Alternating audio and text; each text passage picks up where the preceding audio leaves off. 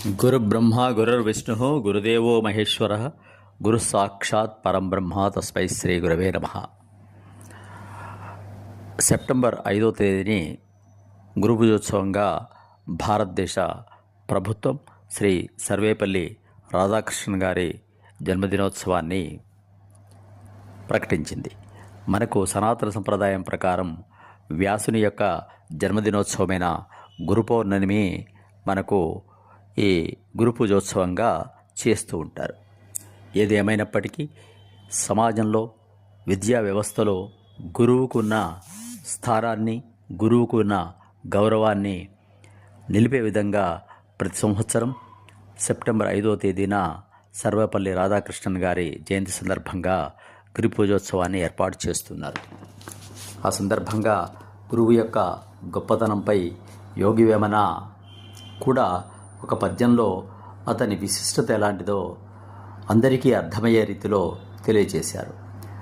గురుని శిక్షలేక గురుతెట్లుగల్గునో అజునికైన వాని అబ్బకైనా తాళపు చెవిలేక తలుపెట్టులూడునో విశ్వదాభిరామ వినురవేమ. గురువు యొక్క శిక్షణ లేకుండా విద్యార్థికి ఆ విషయం యొక్క పరిజ్ఞానం గుర్తు ఎలా తెలుస్తుంది? అజునికైనా వాని అబ్బకైనా, అజుడు అంటే బ్రహ్మ కానీ విష్ణుదేవుడికి కానీ ఆ గురువు లేకుండా లేనేలేదు.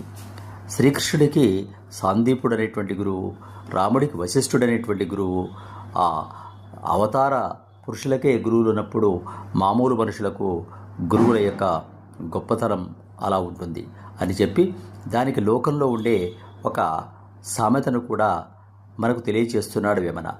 తాళపు చెవి లేక తలుపెట్టులూడునో. ఇంటికి తాళం వేసినప్పుడు ఆ తాళం చెవితో తీస్తే మాత్రమే ఆ తాళం ఊడుతుంది.